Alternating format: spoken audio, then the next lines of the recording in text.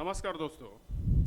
Science and take में और science विषय संबंधित या पॉल्यूशन से, पर्यावरण से भी सवाल बीपीएस में पूछे जाते रहे यूपीएससी में। तो इसी से एक टॉपिक जो ज्वलंत मुद्दा पर है, वर्तमान में इसकी प्रासंगिकता बहुत ही ज़्यादा है, तो ऐसे ही एक हम लोग क्वेश्चन आंसर आज करेंगे आपसे। सवाल ये होता है कि नगरीय ऊष्मादीप क्या है।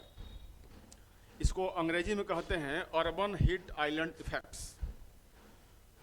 इसमें देखिए 3 शब्द ऊपर बना हुआ है, नगरीय, ऊष्मा और द्वीप। नगरीय से सीधा सा मतलब है अर्बन से, शहर से।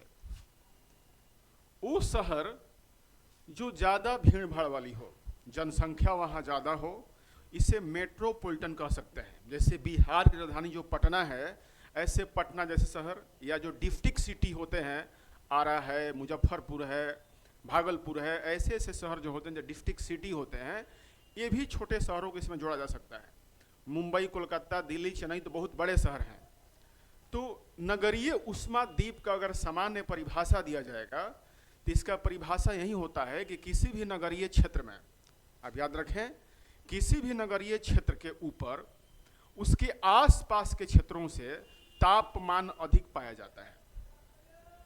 नगरीय ऊष्मादीप को अगर हम लोग इसे समझें तो नगरीय क्षेत्र के चारों ओर जो तापमान होता है, जो ऊष्मा होता है, उससे ज़्यादा तापमान नगरों के ऊपर अंकित किया जाता है। इसे ही नगरीय ऊष्मादीप कहा जाता है, आइलैंड कहा जाता है। आप इस ग्राफिक के माध्यम से देख रहे हैं कि नगर के ऊपर एक ऐसा ये लाइन खींचा गया है।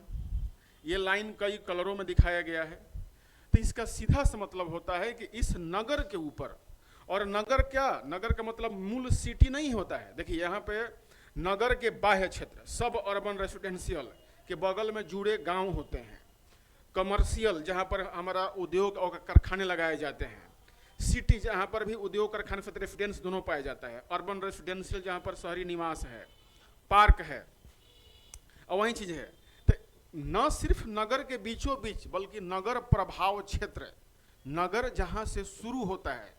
जैसे पटना में रहने वाले लोग, दिल्ली में रहने वाले लोग ये जान लें कि सिर्फ नई दिल्ली और दिल्ली ही नहीं नगर क्षेत्र है, गाजियाबाद है, लोनी है, ये सब दिल्ली में ही आता है। पटना के अगल बगल देखें तो हम लोग फतुहा है, दानापुर है, बगल में और भी छोटे छोटे जो थी फुलवारी शरीफ है, ये सब पटना में ही आता है। इन सभी क्षेत्रों का जो तापमान होता है देहाती क्षेत्रों से, रूरल एरिया से ज़्यादा होता है। इसका कारण क्या होता है?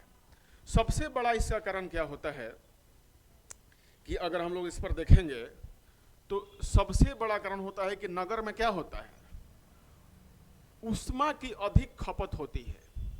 ऊष्मा की अधिक खपत। अब ये ऊष्मा सभी प्रकार का है। हम लोग नगरों में क्या करते हैं कि जीवाश्म ऊर्जा का दहन करते हैं, कोयले का, लकड़ी का, गैस का, डीजल का, पेट्रोल का हम लोग जलाते हैं। और इसकी मात्रा क्या होती है, रूरल क्षेत्रों से, ग्रामीण क्षेत्रों से बहुत अधिक मात्रा में होती है। होटलों में बनने वाले खाना, विभिन्न प्रकार के उद्योग, फैक्ट्रियाँ, गाड़ियाँ, सभी नगरों के ऊपर है। नगरों को रोशन करने के लिए बड़ी मात्रा में बिजली चाहिए। ये सब कहीं ना कहीं हीट प्रोडक्ट करती है। तो इस कारण यहाँ पर ऑटोमेटिक एक तो ऊष्मा का हम लोग जो खपत करते हैं, इससे यहाँ पर क्या होता है, ऊष्मा की अधिक मात्रा नगर के ऊपर इकट्ठा हो जाता है। दूसरा बड़ा रीजन है पक्के निर्माण। पक्के निर्माण, पक्के निर्माण का मतलब होता है कि नगरों में आप देखेंगे तो मिट्टी के मकान, फूस और झोपड़ी नहीं होते हैं, बिल्कुल नहीं के बराबर। और जो जमीन है, जमीन भी पक्की नालियां, पक्की सड़कें, पार्क भी, पार्क को छोड़ दिया जाए तो पार्कों में चलने के मार्ग भी पक्के बने होते हैं। तो कुछ नगरीय क्षेत्र में जहां पर पार्क बनाए गए हैं, विश्वविद्यालय के खेल के मैदान हैं या विश्वविद्यालय कैंपस है, इन जगहों में कुछ मिट्टी जमीन पर पाए जाते हैं। बाकी सभी नगर कंक्रीटों से ढके हुए हैं। आप देखेंगे जितने भी घर, मकान, छत हैं, सब पक्के ईंट के बने हुए हैं। अब क्या होता है कि जब सूर्य की ऊष्मा इस पर आती है, प्रकाश आता है, तो ये तुरंत ये कंक्रीट के बने हुए जंगल तुरंत गर्म हो जाते हैं। मतलब कि रोड से लेके, सड़क से लेकर के, नलियां से लेकर के, सब रोड से लेकर के घर मकान के सभी छतें दीवारें क्या हो जाती हैं, गर्म हो जाती हैं। इसकी तुलना अगर देखेंगे तो ग्रामीण क्षेत्र में क्या होता है, ग्रामीण क्षेत्रों में भी अब घर पक्कों के बने होते हैं, लेकिन उसके तुलना में खेत ज़्यादा होते हैं। जमीन जो खुला जमीन होता है, जो नंगी भूमि होती है वो ज़्यादा होती है, तो वो सूर्य से आने वाली उष्मा को सोख लेता है, तो इसलिए वो गर्म नहीं हो पाता। लेकिन ज्यों ही आप ग्रामीण क्षेत्र से नगर की ओर आइएगा तो लगेगा कि आपका तापमान अब ज़्यादा महसूस होने लगा है।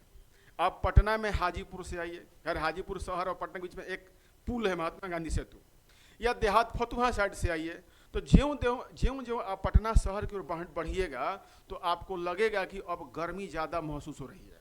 और शहर के बीचों बीच जो मेन ट्रैफिक एरिया है वहाँ पे जाते हैं तो लगता है कि अब तो गर्मी एकदम बहुत ज़्यादा बढ़ चुकी है। तो यही रीज़न है कि नगरों में एक तो ऊष्मा की खपत और दूसरे पक्के निर्माण नगर को गर्म करने का काम करते हैं। दूसरा, तीसरी बड़ी चीज़ होती है ग्रीन हाउस। ग्रीन हाउस, नगरों में जो जीवाश्म ईंधन का दहन होता है, नगरों में जो जीवाश्म ईंधन का दहन होता है, तो इससे क्लोरोफ्लोरोकार्बन्स और दूसरे ऐसे गैस निकलते हैं जो ग्रीन हाउस का निर्माण करते हैं। अर्थात नगरों के ऊपर और वायुमंडल के बीच में एक ऐसे लेयर का निर्माण करते हैं जिससे पृथ्वी द्वारा मुक्त की गई ऊष्मा वायुमंडल में नहीं मिल पाती या उसका दर बहुत धीमा हो जाता है। नगरों के ऊपर जो सूर्य से आने वाली एनर्जी है, तो वो जब पृथ्वी पुनः इसको लौटाती है तो ये जो लेयर बन जाता है नगरों के ऊपर, ग्रीन हाउस बन जाता है, तो यह इसको निकलने नहीं देता है। निकलने का दर क्या करता है, घटा देता है। मतलब यही हुआ कि आप खाना तो खूब खा रहे हैं लेकिन आपका पेट साफ नहीं हो रहा है। तो दिक्कत नगर के पास भी यही है कि सूर्य से आने वाली एनर्जी और खुद अपनी एनर्जी ऊष्मा तो बहुत ज़्यादा है, लेकिन वह वायुमंडल में जा नहीं पा रहा है, मिल नहीं पा रहा है। उसके मिलने की दर बहुत धीमी है, निकलने का दर बहुत धीमा है। तो नगर तो फटेगा फटेगा, अधिक खाना खाइएगा और बाहर निकलेगा तो पेट तो फटेगा फटेगा। तो नगरों को ऊपर यही ऊष्मा क्या होता है, एक ऊंचाई के ऊपर, ऐसे आप देख रहे हैं इस सर्किल में कि एक ऊंचाई तक यह ऊष्मा इकट्ठा हो जाता है। इसे ही नगरीय हीट आइलैंड इफेक्ट्स कहते हैं। दूसरी बात हम समझे, ये तीसरा पॉइंट अगर हम समझें,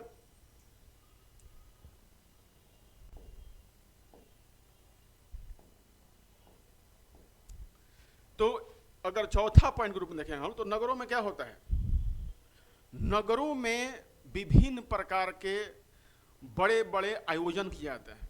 जैसे सामान्य नगर की जीवन शैली तो चल रही है, लेकिन आप देखें किसी समय नगर में विशेष कोई आयोजन होता है, जैसे प्रकाश पर्व का या कोई विशेष मेले का आयोजन या कोई रैली होती है या कोई सभा की जाती है, तो उस समय पूरे बड़े क्षेत्र से, बड़े व्यापक एरिया से क्या होता है कि लोग विभिन्न गाड़ियों के माध्यम से आते हैं। वे गाड़ियों का शहर में प्रवेश करते ही चारों तरफ धुएं धुएं या उनके दहन से नगर में और ऊष्मा की मात्रा बढ़ जाती है। जैसे मान लीजिए कि पटना में बिहार दिवस के मौके पर बहुत सी गाड़ियां आई, पूरे बिहार भर से लोग आए इस आयोजन को देखने के लिए। तो जब बिहार भर से लोग आए तो अलग अलग क्षेत्रों से आए, जैसे एक कोई सेंटर हो गया, तो यहाँ पर अलग अलग क्षेत्रों से हजारों गाड़ियां आई। और ये गाड़ियां कहाँ आ गई, नगरों के बीच में। और जब नगरों के बीच में जब ये गाड़ियां आई तो अपने साथ बहुत बड़ी मात्रा में जीवाश्म ईंधन को दहन किया।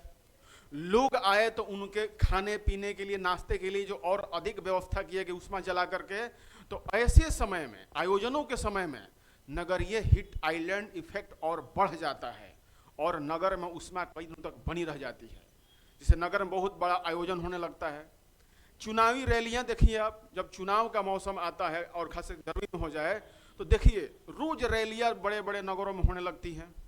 हेलीकॉप्टर का आवागमन बढ़ जाता है। अभी आपको पटना के आकाश के ऊपर हेलीकॉप्टर मार्च बहुत कम दिख रहा होगा, लेकिन जैसे ही चुनाव का घोषणा हो जाएगा देखिएगा वे लोग भी हेलीकॉप्टर में बैठना शुरू कर देंगे जिनको कोई ज़रूरत नहीं है। आना जाना, पटना के आकाश में घगराहट शुरू हो जाएगी। तो इस कारणों से भी नगरीय हीट आइलैंड इफेक्ट पड़ता है। तो ये जो सभी कारण मैंने आपको बताए हैं, ये नगरों के ऊपर नगरीय हीट आइलैंड को बढ़ावा देता है। और एक बार फिर आपको दोबारा बता दें कि जब जीवाश्म ईंधनों का दहन ज़्यादा होता है नगरों में और नगरों के सभी निर्माण पक्के हो जाते हैं, पक्के होते हैं, तो वह तेजी से गर्म हो जाते हैं और इनकी गर्मी नगरों के ऊपर इकट्ठा हो जाती है और इसे ही हीट आइलैंड कहते हैं। कारण मैंने आपको 4 महत्वपूर्ण बताए। एक बताया कि उष्मा की अधिक खपत, पक्के निर्माण, ग्रीन हाउस का निर्माण और नगरों में बड़े आयोजन, ये ऐसे सब कारण हैं जो नगरीय हीट को क्या करते हैं, बढ़ाते हैं। तो इस तरह से ऐसे शॉर्ट क्वेश्चन भी आ सकते हैं, लॉन्ग क्वेश्चन भी आ सकते हैं। अब नगरीय हीट आइलैंड के इफेक्ट क्या है, इसका प्रभाव क्या है, तो आप जान लीजिए कि जब ऊष्मा की अधिक मात्रा बढ़ेगी तो मनुष्य पर से लेकर के सभी चीज़ों पर प्रभाव डालेगा। इसका प्रभाव ये होगा कि नगरों में रहने वाले लोगों के जीवन यापन कठिन हो जाता है। प्रदूषण बढ़ी तो प्रदूषण से नाना प्रकार की बीमारियां होने लगती हैं। प्रोडक्शन सिर्फ खेतों में नहीं होता है, प्रोडक्शन मानव भी करता है। एक बीमार मानव, एक बीमार टीचर, एक बीमार डॉक्टर, एक बीमार रसोईया पूरा काम ढंग से नहीं कर पाएगा। तो नगरों का टोटल प्रोडक्शन पर भी इफेक्ट पड़ता है। ये गूढ़ विषय है। आप सोचते हैं कि नगरों के प्रोडक्शन में कोई फर्क नहीं पड़ेगा, फर्क पड़ेगा। जब नगर में रहने वाले लोग ही बीमार होना शुरू हो जाए तो उनके द्वारा किया गया जो कार्य है वो क्या हो जाएगा, कम हो जाएगा और नगरीय प्रोडक्शन में कमी आएगी। वो प्रोडक्शन सभी हो सकता है, एक डॉक्टर द्वारा किया गया प्रोडक्शन, एक परिवहन चालक द्वारा उसका दिमाग खराब रहेगा, धुआं गड़गड़ाहट, वो एक्सीडेंट कर देगा। एक टीचर ढंग से नहीं पढ़ा पाएगा, डॉक्टर इलाज नहीं कर पाएगा, रसोईया ढंग से खाना नहीं बना पाएगा, महिलाएं घर में काम नहीं कर पाएंगी, बच्चे पढ़ नहीं पाएंगे। तो इसका मतलब ये नहीं कि खाली हीट आइलैंड से शहर गर्मी हो गया और आप एसी से ठंडा कर लिए। अब नगर जब गर्म हो गया तो नगर को ठंडा करने के लिए पुनः और हीट किया चाहिए। जैसे नगरों में अधिक गर्मी पड़ने लगी तुलनात्मक रूप से ग्रामीण क्षेत्रों से, तो 1.5 टन के एसी के बदले 2 टन के एसी चलेगा, 4 घंटे एसी के बदले 6 घंटे एसी चलेगा। तो उस एसी को चलाने के लिए और अधिक मात्रा की ऊर्जा पड़ेगी। मतलब एक कहावत है कि एक झूठ को छुपाने के लिए 100 झूठ बोलना पड़ेगा। तो नगर में जब हीट ज़्यादा बढ़ती है तो उसे सामान्य करने के लिए, ठंडा करने के लिए और अधिक कहीं ना कहीं हीट जलाना पड़ता है। तो एक विद्यार्थी को अपना दिमाग ओपन करके सोचना चाहिए। वो दाएं बाएं ऊपर नीचे सभी जगह, कहा था कि जहाँ पर जगह मिलेगी वहाँ पर हम प्रवेश करेंगे। तो ऐसे ही अपने दिमाग को ओपन करके कोई क्वेश्चन को बड़ा छोटा किया जा सकता है। जब तक आप सोचेंगे नहीं ढंग से, आपसे आंसर नहीं दिया पाएगा। तो इसलिए जरूरी है कि आप नगरीय ऊष्मादीप को पूरी तरह से एकदम माइंड ओपन करके लिखें और एकदम वैज्ञानिक ढंग से आपको अच्छा मार्क्स मिलेगा।